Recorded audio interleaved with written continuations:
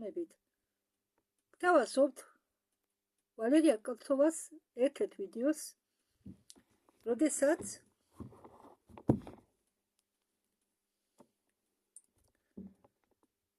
იბადება და ხტება ეგო.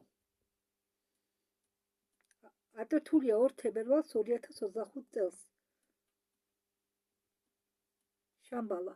ვალერია კალთოვას აქვს ბევრი არხი, აგრეთვე მის ვიდეოებს კითხულობს ნაჯერთა უკუდელკინაც, მაგრამ მე მაინც ვალერიას წაკითხული მომწონს. არა, ის ერთი იგივე ვიდეოები, მაგრამ ვინ არის ვალერია კალთოვა?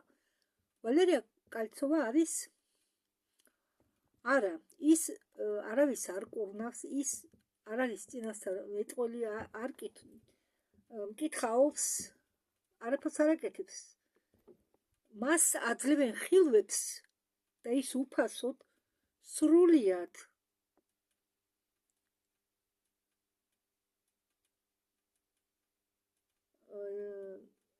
ფინანსური მოგების გარეშე ტვირთავს ამ მოთხრობებს YouTube-ზე, სხვა არხებიც აქვს, რადგან YouTube ცუდად მუშაობს რუსეთში და შეიძლება საერთოდ გაქრეს რუსეთის ტერიტორიაზე. ბევრი ასეთი პიროვნებები ხსნიან თავის არხებს Telegram-ზე, Bastion-ზე, არის კიდევ YouTube-ი. ხომ და მე ახლა დავიწყებ. უძველეს დროიდან და ჩვენ დროს ადამიანს არასუნებს ერთი კითხვა. ვინ ვარ მე? ფილოსოფები, რელიგიის ქადაგებლები, მოგვიანებით კი მეცნიერები, ფსიქოლოგები ცდილობენ ამ შეკითხვაზე პასუხი მოიპოვონ. იყო შექმნილი ბევრი თეორია იმასთან დაკავშირებით, თუ რა არის, ვინ არის პიროვნება და რა განსაზღვრავს მას, როგორ ფორმირდება პიროვნება, რა გვაიძულებს ჩვენ გავაცნობიეროთ ჩვენი თავი. აქედან გამომდინარე, თუ როგორ შეიძლება გამოვლინდეს სიამაყე, ან პირიქით თვით ფასეულობის დაწევა. რა არის ამ შეგრძნებების ასამუშავებელი ძალა და სად არის მათი წყარო და რა არის ეგო? ხედავს თუ არა ადამიანი რეალობას, ან ხედავს მხოლოდ თავის წარმოსახვას? ამ შეკითხვაზე პასუხები მოვიდა გაცნობიერებული სიზმრებიდან. ამიტომ ეს ინფორმაცია არდებს თავს სამეცნიერო მტკიცებულებაზე, როგორც გნებათ ისე მიიღეთ, გინდა დაიჯერეთ, გინდა არა. თვითონ ადამიანი წყლეთ დაუჯეროს ამას თუ არა. შეიძლება ვინმეს ამან დაეხმაროს, ნახოს, მოიპოვოს საჭირო პასუხები რაღაც შეკითხვებს. თენდება უფსკულზე გამოჩნდა მზის სხივების ანარეკლი. უფსკულის ქვევით მიედინება ხმაურიანი წყლის ნაკადი. მთის მდინარესი, ქვევით კიდია პატარა ხიდი, რომელსაც აკანავებს ქარი, იყო ნისლი და დაიწყო ყველაფერმა გარშემო პულსირება და სინათლე მოედო ყველაფერს, ნისლი გაქრა. ქვევით ჩქეფს სიცოცხლე, ქმნილების უსაზღვრო სივრცე ძალიან მშვენიერია, სასიამოვნოა და ეფერული. მაკროსამყაროები იზრდება უსაძროში, მაგრამ მიკროსამყაროში ჩაყვენთვის დროს იწყებს სიცოცხლის ხედვას, ზრუნვა, დაწვალება იმათი, ვისაც წარმოდგენაც კი არ აქვს თუ რა არის რეალობა.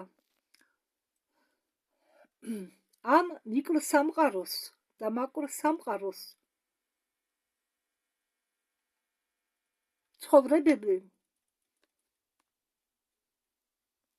არიან ერთიანობის გამოვლენა, რომელიც არის ისეთი არსება და რომლის საზღვარი არასდროს თავდება. ეს შეკითხვებიც კი უადგილოა იქ, როგორც სამგანზომილებიანი სამყაროს ორიენტირები. მაგრამ იქ მიკროსამყაროების სიღრმეშიც კი ოკეანის სტრუქტურა რჩება პატარა ქარიშხალებისაგან, ესე იგი მოძრავი და იმპულსებისაგან, რომლებიც მიწებილია ერთმანეთზე. სამგანზომილებიან სამყაროში ეს ქარიშხალები წარმოადგენენ ატომებს, რომლისგანაც შედგება მთელი მატერია. ისინი თითქმის ერთნაირად პულსირებენ, მაგრამ თუ ყურადღებით დააკვირდებით,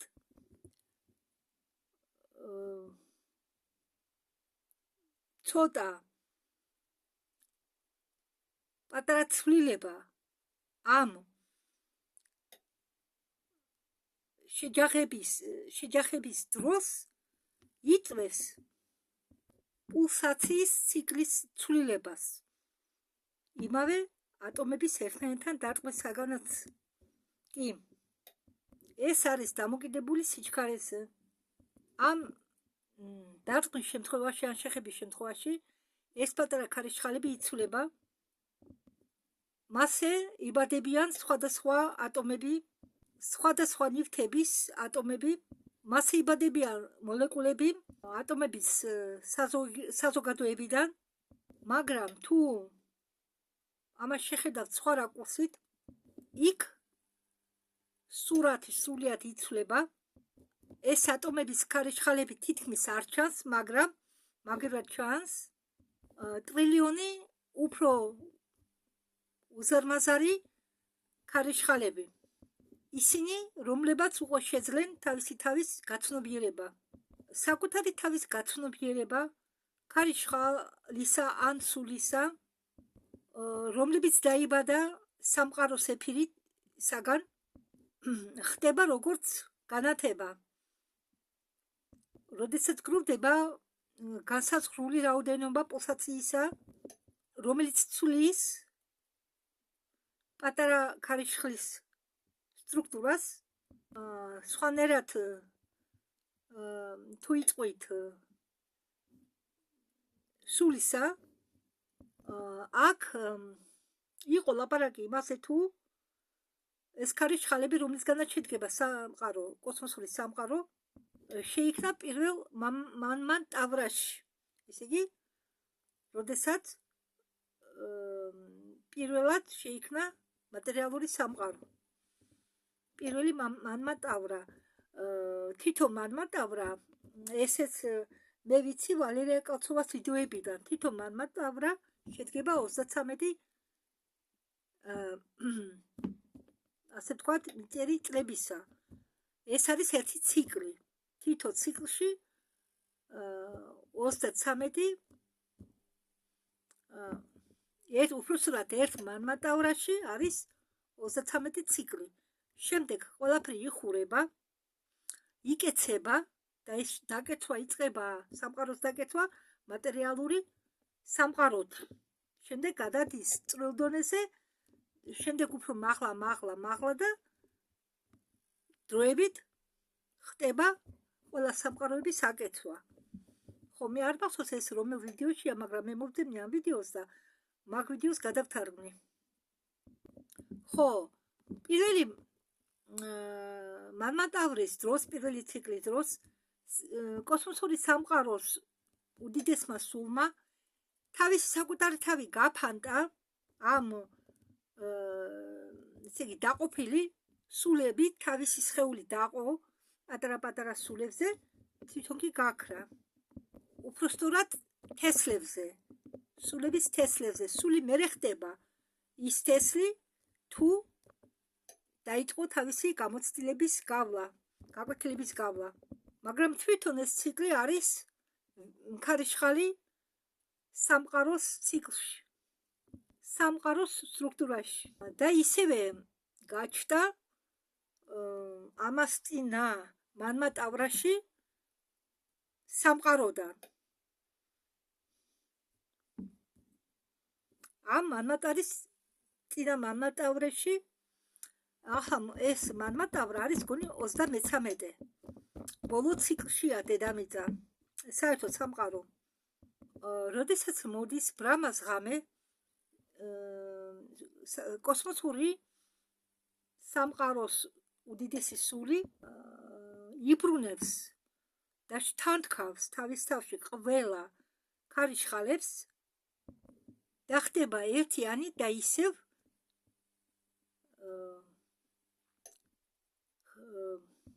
იბრუნებს ცნობიერებას, მაგრამ ბრამის დილას ის ისევ მიმოფანტავს თავის თავს შლის იმავე პატარა ქარიშხალებზე, ეს იგივე თესლებზე რა, პატარა ქარიშხალებზე. და რამედა გითხრათ, ერთი მანმატავრა ესეთი მანმატავრა ძინავს ბრახმას, შემდეგ როდესაც ციკლი თავდება, ბრახმა იღვიძებს, ქრება ყველაფერი, ეს ისრუტავს ამ ყველაფერს მისას, რაც გაფანტა მიმოფანტა მთელ მის ქარიშხალებს, პატარა ქარიშხალებს, დიდ ქარიშხალებს, რაც სულის თესლის სახით მიმოფანტა, რომ განვითარებულიყვნენ ეს თესლები სულების და ხდებაო ერთი მთლიანობა და იბრუნებს ცნობიერებასო და ისევ იწყება ყოველ მანმატავრის დროს ეს ციკლი, ასეთი ციკლი იძინებს, იღვიძებს და ჩვენი სამყარო 33 მანმატავრას ხურავს. ზოგი გაიფიქრებს, რომ იწყება ყველაფერი ნულიდან, მაგრამ არა. ის ქარიშხლები, ანუ ის სულები, რომლებიც ვითარდებოდა ბრამის დღეს, ესე იგი დღისით, ისინი ისევე იწყებენ თავის გამოჩენას, რომ გააგრძელონ განვითარება. მაგრამ ახალი ქარიშხალები არაფრისგან არ იქმნება, რადგან მათ არ აქვთ ის წყარო, რომლისგანაც უნდა შეიქმნან თავიდან, მაგრამ თავარი ისაა, რომ მათ არ აძლევენ უფლებას შეიქმნან თავიდან სამყაროს ეფირში, რადგან ეს არის ეფირის თვისება. დიახ, სამყაროს ეფირს აქვს მასეთი თვისება, რომ შეუძლებელია ახალი ქარიშხალების, პატარა ქარიშხალების დაბადება შემდეგი ციკლის დროს. ესე იგი, ეს ქარიშხალები, ეს სულები, რომელსაც ქარიშხალებსაც უწოდებენ, ეს პატარა ქარიშხალები იბადება მხოლოდ პირველი ციკლის დროს. და ეს რაოდენობა სულებისა აგრძელებენ მერე განვითარებას, როდესაც დაიხურება დაუშვათ ერთი მანმატავრა და გაიხება შემდგომი, იგივე სულები აგრძელებენ განვითარებასო. როგორც მაგალითად დახურა პირველ კლასში, გადავიდა მეორეში, მესამეში, მერე ხომ არ დადაგებია, მერე ისევ სწავლა, მერე ისევ არ დადაგები. აი ამ ეტაპით ხდება ყველაფერი, მხოლოდ ის სასკოლო ერთი წელი არის ერთი მანმატავრა, 33 ციკლი. გონი თუ არ ვცდები, მაგრამ მე ახლა ამის კითხვას არ დავიწყებ, მე ვიდეოს მოვძებნი. შემდგომ ვითარდება მხოლოდ დაბადებული სულები. ერთდროულად, როგორც ერთდროულად მოხდა პირველად მათი დაბადება, ისე აგრძელებენ ერთდროულად თავისი გზის გავლას. ისინი ირწმევა ბრამის ღამეში და შემდეგ კი, როდესაც ბრამას დღე დგება, ისევ ასე ვთქვათ, იყოფა და აგრძელებენ თავის გზას. ეფირის უნარი, რომელიც გრძელავს ახალი თესლების დაბადებას, ანუ ახალშობილი ქარიშხალების დაბადებას, რომელიც უშლის ხელს და ეს ეყრდნობა თვით შექმნელის ეფირის უნარზე. თვით სამართლიანობაც კი არის ფიზიკა. თუ სადმე ხდება ეფირის დაძაბულობა, იქ იქმნება დამუხტვა, იქ ხდება დამუხტვა და ისე უბრუნდება თავის მდგომარეობას და სრულობს ამ დაძაბულობას იმ წყაროში, უბრუნეს ამ დაძაბულობას იმ წყაროს, სადაც მოხდა, რომელმაც მოახდინა ეს დაძაბულობა. აი ეს არის ის პრინციპი, რასაც უწოდებენ სამართლიანობის აღდგენას, ბუმერანგის დაბრუნებას. ეს არის ქმნილების ეფირის თვით შენარჩუნების ეფექტი. სულის თესლის, ქარიშხალის რაღაც განვითარების ეტაპზე ხდება განათება. მაშინ ამ სულის თესლში იბადება ცნობიერება. თესლი, ეგრეთ ვთქვათ, იწყებს გაღვივებას და როგორ გითხრათ, ყლონტის ამოგდებას. ესე იგი, იწყებს ზრდას, როგორც ხის პატარა თესლისგან იზრდება ყლორტი, მწვანე ფოთლების. ხდება ისეთი მომენტები, როდესაც რაოდენობა ხარისხი უბრალოდ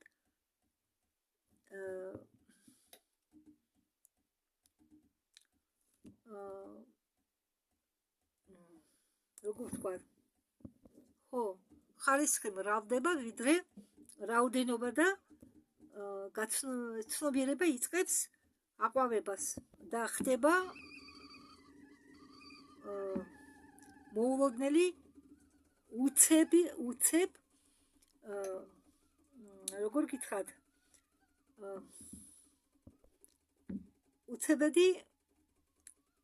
უცები გამოსხივება რა, გამოღვიძება, გამოსხივება. ქარიშხალი იწყებს ყველაფრის გაცნობიერებას, თუ რა ხდება მის გარშემო. ჯერ იწყებს დაკვირვებას, შემდეგ იწყებს შედარებას, შემდეგ კი იწყებს ანალიზირებას, თუ ეს ყველაფერი როგორ მოქმედებს მასზე. თანდათან ის იწყებს თავის გამოყოფას ყველაფრისგან. ეს ხდება სხვადასხვა მდგომარეობაში ყოფისას, მინერალურ სამეფოშიც და აგრეთვე ბიოლოგიურ სამეფოშიც. თუ გაუცნობიერებელ მდგომარეობაში ქონდა ამ პატარა ქარიშხალს, სულის ქარიშხალს, სიამოვნების და არასიამოვნო მდგომარეობის შეგრძნება, იქ არ იყო საკუთარი თავის გაგება, იმის გაუცნობიერება, შენ რა სიამოვნებს და რა სიამოვნებს, ყველა თესლებში დენა თავიდან. თავიდან სულის თესლებში არ არის სული. და იქ ვერ გაიგებ თუ რომელიც წყაროდან მოდის ეს შეგრძნება სიამოვნებისა არ სიამოვნებისა. ეს გაურკვევლობა ახალდაბადებულ სულს ადრებს ახალგაზრდა სულს არჩევნის საშუალებას. მას უწევს არჩევა ორი იმპულს შორის, არჩიოს ან თანთქვის იმპულსი, ან გამოსხივების იმპულსი. და კიდევ არის მესამე ვარიანტი, არ იმპულსიროს საერთოდ, არც გარეთ და არც შიგ. და ეს არჩევნის შესაძლებლობა არის ყოველთვის. და თუ რასაც სული შთანთქვის იმპულს ან გამოსხივების იმპულს, ეს არის დამოკიდებული მასზე. ერთიც და მეორეც გამოურიცხავია თავიდანვე. კონკრეტულად სული ყალიბდება მაშინ, როდესაც ის გამოიტანს კლორტებს. ეგრეთ ვთქვათ, დაიწყებს გამოღვიძებას. გამოსხივების შემდეგ, მაგრამ იმისთვის, რომ ეს გამოღვიძება მოხდეს, სულმა უნდა დააგროვოს საკმარისი რაოდენობა გამოცდილება მისი იმპულსებისა. ესე იგი, გამოსხივების ან შთანთქვის იმპულსების რაოდენობა. თუ სულის თესლი არ აკტიურობს, არ მოძრაობს, არ იძლევა სიცოცხლის ნიშნებს, არაფერს არ აკვირდება, როდესაც იმყოფება სხვა სულების ასე ვთქვათ კოლექტივში, ასეთი სული თავისით ქრება ინერტულ ეფირში, ანუ მას ანიგილირებას უკეთებენ. ოღონდ ძალით კი არა, თვითონ ისეთი პროგრამაა ეტყობა ჩადებული, რომ თუ სული არ მოძრაობს არც იქეთ, არც აქეთ და სასიცოცხლო ნიშნებს არ იძლევა, თავისთავად ნადგურდება. ასევეა თხოთაშორის ადამიანიც. მე ხა გადავუხვიეთ ემას. თუ ადამიანი მხოლოდ წევს, არ მუშაობს, არ დადის, დაწოლა უნდა, თავისთავად თუ დაბლოკაროს, მე არაფერს გამკეთებელი არა ვარო და დეპრესიაში ჩავარდა, ხო? რატომა მარტოხელ ადამიანები უფრო ადრე ხვდებიან, ვიდრე დაოჯახებული ხალხი ან ვისაც ყავს ვინმე, ვინც მასზე ზრუნავს. იმიტომ რომ ისინი ვარდებიან დეპრესიაში, აპათიაში და ამ მომენტში ირთვება თვით განადგურების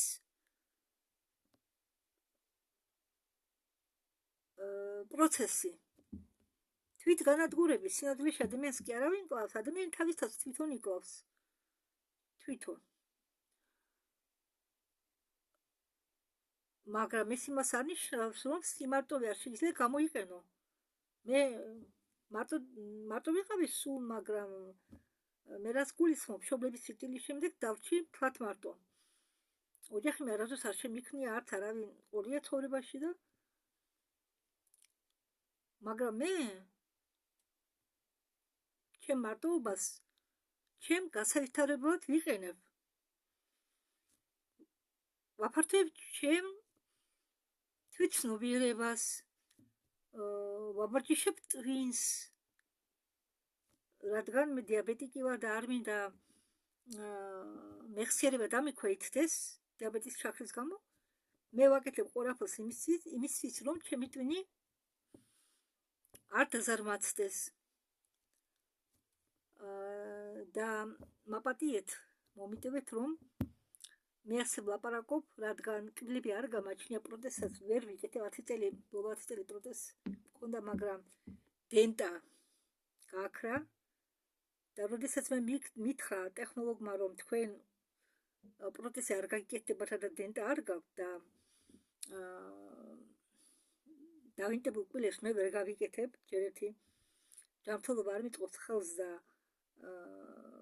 ის დავინტებული კბილები, ვისაც პრობლემები აქვს ღრდილებზე, მათთვის კატეგორიულად აკრძალულია.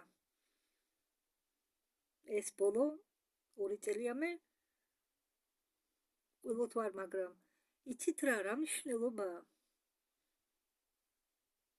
არ ვიცი, შეიძლება ზოგი დამცინის უკბილო რო ვარ, დამზივარ ქუდით, ჯემპრით. მე არც კი გამოვაჩენდი თავს, რომ YouTube-ის არა ახალი კანონი, თუ არ გამოჩდი, შენი აკაუნტები ყველა დაიხურება. ამიტომ იტოლებული გახდით, არის იმეშინია. მე უბრალოდ მითხრათ გაგართხილოთ, რომ მე შეიძლება ხოლმე ლაპარაკი, იმიტომ რომ კბილები არ მაქვს. მაგრამ ჯერჯერობით აზროვნება შემიძლია. და არც ისეთი მოხუცი ვარ.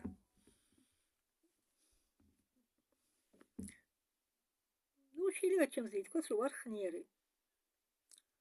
კარგი, მოდით თემას გადავუხვიეთ და ისევ დაუბრუნდეთ თემას.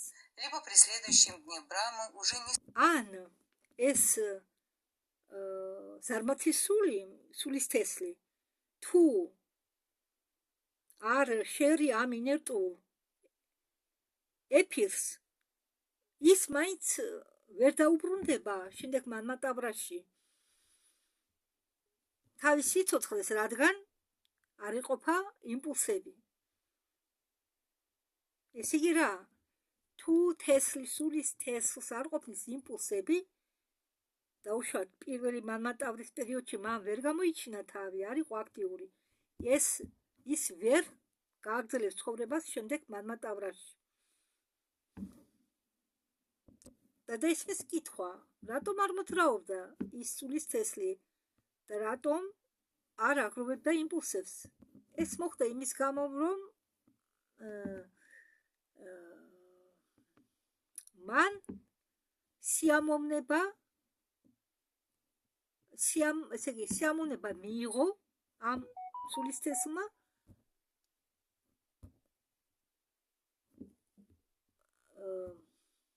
როგორ ვთქვა, უпроსტად გზნობდა სიამოვნებას, როდესაც არ მოძრაობდა, როდესაც ერთ ადგილზე იდგა უმოძრაოდ. ის ფიქრობდა, რომ ეს სასიამოვნო მდგომარეობა, არაკეთო არაფერი, არ იმოძრაო, არ ირბინო, იყო ერთ ადგილას. ის გზნობდა თავს კარგად და იფიქრა, რომ მას უნდა გააგრძელოს. ესე იგი, მან უკვე თავისი არჩევანი გააკეთა. არადა ნებისმიერი მოძრაობა, ნებისმიერი პულსაცია, თუნდაც ეს იყოს თანთქმის პულსაცია ან გამოსხივების პულსაცია, ეს ცვლის პულსაციის ხარისხს. ესე იგი, მე აქედან გამოვიტანე დასკვნა, რომ სპეციალურად დატოვეს ისეთი სულის თესლები, რომლებიც თანთქავენ. ხომ ხედავთ, ისინი არ გაუნადგურებიათ, არამედ ანადგურებენ უпроსტად თვითნადგურდება ისეთი სულის თესლები, რომლებიც არაფერს აკეთებენ. შეცდომას არ უშვებს ის, ვინც არაფერს აკეთებს, ხო? ესე იგი, ჩვენ არ უნდა გავსაჯოთ ის ადამიანები, სულები, რომლებიც შავ გზას მიყვებიან, რომლებიც არ არიან არ ცხოვრობენ ისეთი წესით, როგორც უნდა ცხოვრობდნენ. ესეც საჭიროა, შავის და თეთრი თორემ საჭიროა, ხო? ის ისჯება, უпроსტად თვით დასჭის პროცესი იწყება, როდესაც ადამიანი უსაქმურად ზის. Когда дух начинает...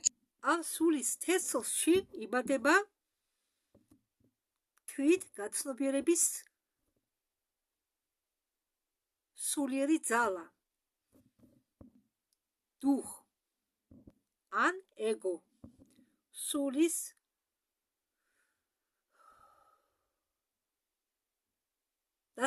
განვითარების დასაწყისში ეს თვით გასაცნობიერებელი სულიერი ძალა საჭიროა, სხვანაირად სული ვერ განვითარდება. ამ ყველაფრის გარეშე სული საერთოდ ვერ შეძლებს ვერაფრის გაგებას. ის დარჩება მუდმივად გაუცნობიერებელი თესლი, რომელსაც ატარებს ეფირი. ის არასდროს დაიწყებს რამის შექმნას, საერთოდ არ იმოქმედებს არაფერზე, რადგან არ ექნება მოქმედების მიზანი. ესე იგი, ის ვერ შეძლებს ვერაფრის შეცნობას, ვერ მიიღებს გამოცდილებას. ამიტომ სულის განვითარების გზის დასაწყისში მნიშვნელოვანი ძალა არის ზუსტად გამოსხივება, გამოღვიძება, სულის თესლის გამოღვივება. ეს ისიც არ არის სულის თესლის გაცნობიერების აღითქმა, რადგან თვით ცნობიერების აღიარება არ გაცნობიერებულ სულს არც კი გააჩნია, ეს შეუძლებელია. ცხოვრების გაცნობიერების გამოცდილება დაკავშირებულია განვითარებასთან და ის თვითგაცნობიერების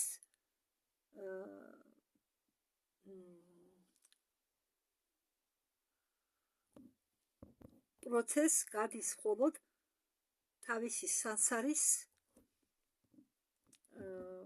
გავლის შემდეგ. ატომი არასდროს არაცნობიერებს თავის თავს შერწყმულს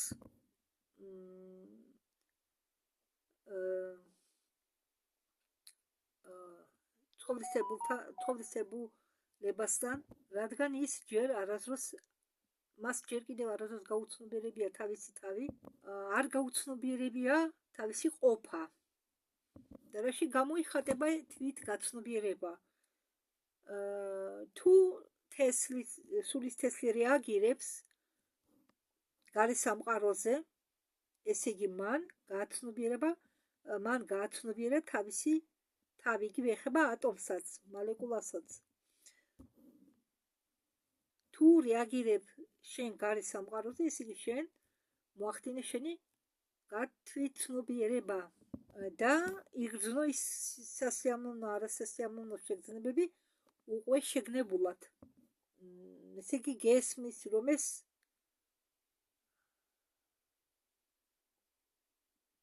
ტკივა, ხო, ესე იგი ატომი ან სულის თესლი უკვე როდესაც გაცნობიერებს თავის თავს, მან იცის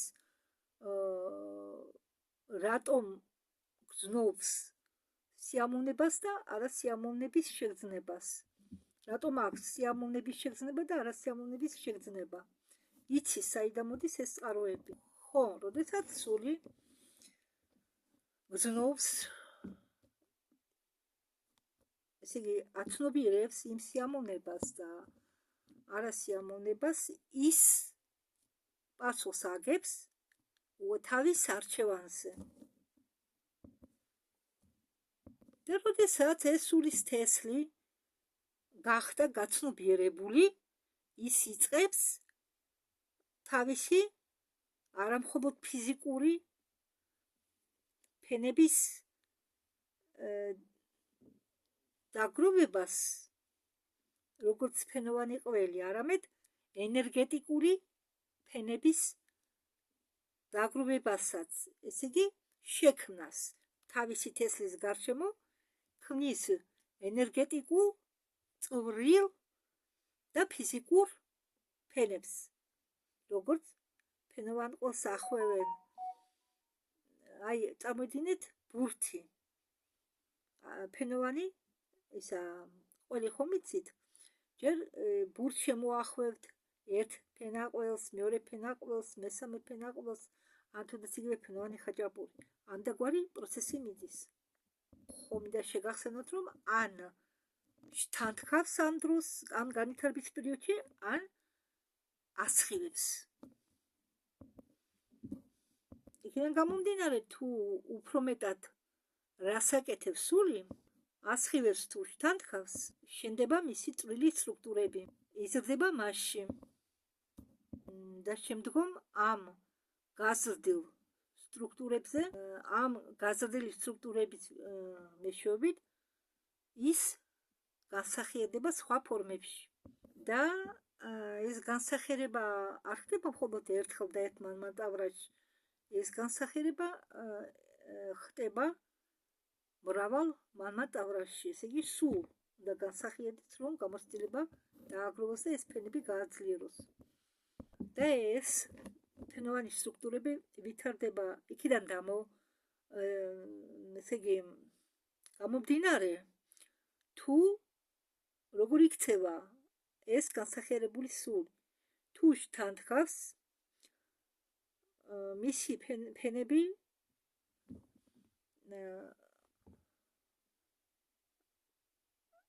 ვითარდება, არ ვითარდება ერთნაირად. შეიძლება განვითარებაც კი შეჩერდეს, მაგრამ თუ სული ასხივებს, მაშინ რასაკვირველია, მისი ფენების განვითარება ხდება უფრო ჩქარა და ხდება გამაგრება. ხო, და რა მინდა ვთქვა? ეს განსახიერების ფორმების კონფიგურაციები დამოკიდებულია იმაზე, თუ როგორ აქვს ამ თესლს, როგორ გითხრათ, დაგროვილი, აწყობილი თავისი წვრილი ფენები და ენერგიები. როგორი ფორმა აქვს, როგორი ხარისხისა, აქედან გამომდინარე უკვე წყდება თუ ცოცხალ რომელ ფორმაში მოხდეს ამ თუ იმ სულის განსახიერება.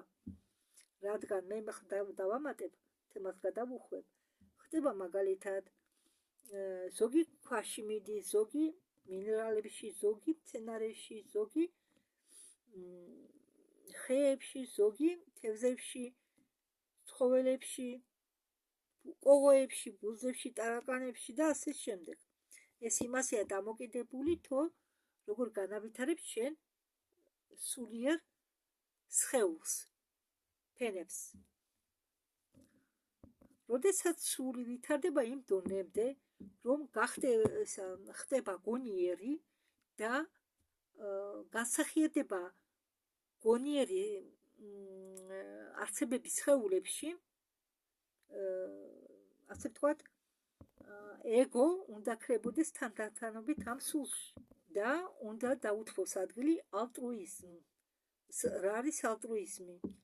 ეს არის მდგომარეობა, როდესაც ადამიანი აკეთებს სიკეთეს ყველაფრის მიუხედავად და არ ითხოვს სამაგიეროდ არაფერს. თუ სული ვითარდებოდა გამოსხივებაზე, ვიდრე შთანთქავდა და თუ შთანთქმა გამოსხივებაზე მეტი ძლიერია, ეგო ამ ეტაპზე ძალიან ძლიერდება და ამწყდებს ამ სულს სასარაში. მე გითხარით, რომ სასარის კარმის ბორბალი ახლა უკვე არ არსებობს, ეს ჩანაწერი არის გაკეთებული ადრე, ამიტომ ეს სასარის ბორბალი, როგორც მე ვამბობდი ვიდეოებში, გააქრა, არ იქნება, სასარის ბორბალიც გააქრეს, გაუქმდა და რეინკარნაციის სქემაც გაუქმდა. მაგრამ ასეთი სული შეიძლება ჩავარდეს ანტის სამყაროში. არსებობს, როგორც არსებობს პლუსი და მინუსი, ჩრდილო და სამხრეთ პოლუსები, დუალობა, ასევე არსებობს სამყარო და ანტის სამყარო. და ორივე ეს სამყარო და ანტის სამყარო გვერდით გვერდ არის განლაგებული. ხო, და სამყაროში არის ასეთი კანონი, არავითარ შემთხვევაში არ დაუშვებენ სულებს, რომლებიც მხოლოდ შთანთქავენ მაღალ განვითარებულ სამყაროებში. რადგან იმ სამყაროებში, მაღალ განვითარებულ სამყაროებში ვერ განვითარდება სული, რომელსაც აქვს უზარმაზარი ეგო.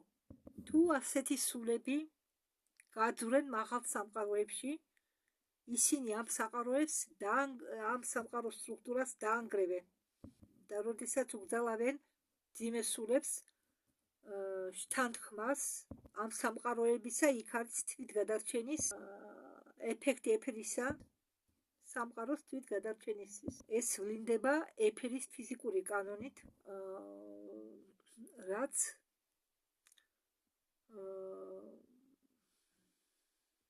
გამოხატავს იმას, რომ მძიმე სულებს ეგრძალება მაღალ ენერგეტიკულ და სუბუქ სამყაროებში შესვლა. სული უნდა იმყოფებოდეს იმ დონეზე, რომელსაც შეესაბამება. თუ სული დამძიმდა ბევრი შთანთქმისაგან, ის სულ ეკიდებოდეს იქნება მძიმე სამყაროებში და ვერ იარსებებს სხვა ნათელ სამყაროებში, რადგან ისევ ჩავარდება თავის სქელზე.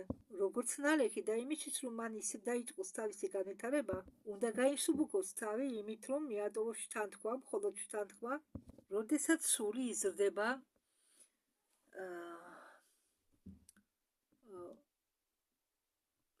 ესე იგი გადის ბავშვობას, სიხმატვილობას, უბრალოდ ჯერ ბავშვია, მერე მოზარდია, მერე ყმაწვილია. ის რომ განვითარდეს, რომ გახდეს დიდი, ვარი უნდა თქვას თავის ეგოზე და უნდა მოხდეს მისი გაცნობიერება. თუ სული არ იტყვის ვარს ეგოზე, იგი ვერ განვითარდება, პირიქით ის დაეცემა. სული, რომელიც განსახიერებულია ფიზიკურ სამყაროში, ივიწყებს იმას, რომ ის არის სული, რომ მან იცხოვრა ბევრი ასეთი განსახიერება და მან გაიარა ბევრი არსებობა ამ განსახიერებებს შორის ასტრალურ სამყაროებში. სული, რომელიც განსახიერებულია ფიზიკურ სხეულში, ის აღიარებს მხოლოდ მის სხეულს და იწყებს ესე იგი ფიქრობს, რომ ეს ცხოვრება, რომელშიც ის ცხოვრობს როგორც ფიზიკური სხეული, არის ერთადერთი ცხოვრება. ჩვენი ორგანიზმის უჯრედებს არ აქვს ინსტრუქცია იმასთან დაკავშირებით, თუ როგორ უნდა იფუნქციონირონ. მაგათმა ეს უნდა იცოდნენ თავის შინაგანი მდგომარეობიდან გამომდინარე. ესე იგი უნდა ახსოვდეს მათ სულს. ცხოველურ სხეულში განსახლების დროსაც კი სული გრძნობს, რომ ის ცხოვრება არ არის ერთადერთი, რომელსაც ის გადის. ცხოველები თუ დააკვირდებით ზედმეტს მხეცები, ახლა ჩვენთან საფარები არა, მაგრამ ჯუნგლებში ხეცი არასდროს არ მოკლავს ზედმეტ მსხვერპლს, არ დაიწყობს. ის როდესაც გამძღარია, ხელს არ ახლებს არავის, მაგრამ თუშია მხოლოდ იმ შემთხვევაში იწყოს მონადირეობას. ადამიანები კი პირიქით, ადამიანებს გონია, რომ ეს არის მათი პირველი და უკანასკნელი ცხოვრება და აკეთებენ ყველაფერს იმისთვის, რომ დატყვენ ამ ცხოვრებით. ყოველი ჩვილი ბავშვი გრძნობს და ხედავს სამყაროს. მაგრამ საზოგადოება და მშობლები მას ისეთ გავლენას ახდენენ, რომ ავიწყებიებენ ამ სამყაროზე ფიქს და ახვევენ თავზე მოქცევის განსაზღვრულ სტერეოტიპებს და იღებენ მხოლოდ მატერიალისტურ არსებობის მატერიალისტურ გზას. თუნდაც იყვნენ მორწმუნეები, მათ წამთ თავისი სულისა საცხა იქეთ სიღრმეში, ცნობიერების სიღრმეში მიძინებულია ეს შიგრძნე. მათთვის ფიზიკური მატერიალური ცხოვრება არის ერთადერთი მიზანი ცხოვრებაში. საწინააღმდეგო შემთხვევაში ისინი გარბიან, ვარს ამბობენ ფიზიკურ და მატერიალურ ცხოვრებაზე და გარბიან ხან მონასტრებში, ხან თავის სხეულს ასახიჩრებენ, თან ხდებიან ასკეტები. სული, რომელიც მოდის თქვენი შვილის განსახიერებაში, იმის მიუხედავად, რომ ის შევიდა ბავშვის სხეულში, ეს სული არის თქვენი თანატოლი. და რატომ აიძულებთ, რატომ აგრძელებთ ამ ბლოკის დადებას იმის მაგერად, რომ დაეხმაროთ თქვენ შვილს სულიერ განვითარებაში. ზოგი თვლის, რომ სული ცალკე ნაწილია, რომელიც არ არის დაკავშირებული ორგანიზმთან. მას თვითონ ადამიანი რას წარმოადგენს, თუ სული განცალკევებულია ადამიანის ორგანიზმისგან. არის სხეული და არის სული. რატომ ხდება ისე, რომ მხოლოდ რამოდენიმე ადამიანი ხვდება იმას, რომ ის არის სული და არა სხეული, მაგრამ ბევრს ეს არ იცნის, რომ მისი ცნობიერება არის სული და არა ცალკე გაყოფილი ნაწილი ადამიანური სხეულისა. რატომ თulis რომ ის არის ცალკე განლაგებული მაღალი მე ვერ ადამიანს ვერ უპოვია ადგილი ამ სამყაროში. ადამიანი ვერ ბედავს პასუხისმგებლობა აიღოს თავის თავზე და გზა თვითონ გააგრძელოს. მას უშლის შიშები და ის ყოველთვის ცდილობს დახმარება მოიპოვოს განზე. ტვინის ლოგიკას მიყავს ადამიანი არასწორ გზაზე და არასდროს უფლებას ადამიანმა იგრძნოს თავისი სულის მდგომარეობა. ბევრი თვლის რომ პიროვნება ჩდება ორგანიზმში ფიზიკური პროცესებიდან გამომდინარე, ტვინის იმპულსების დახმარებით და ტვინზე ჰორმონების მოქმედების ქვეშ დახმარებით და ამას ყველაფერს ეხმარება თვლიან ისინი დნმ-ში ჩადებული კოდები და აგრეთვე ტვინის და სხეულის მოქმედება გარე სამყაროს გამოვლენაზე. რომ შეაჩერო ტვინის მუშაობა, ეს ჰორმონების გაქრება როგორც ჰოლოგრამა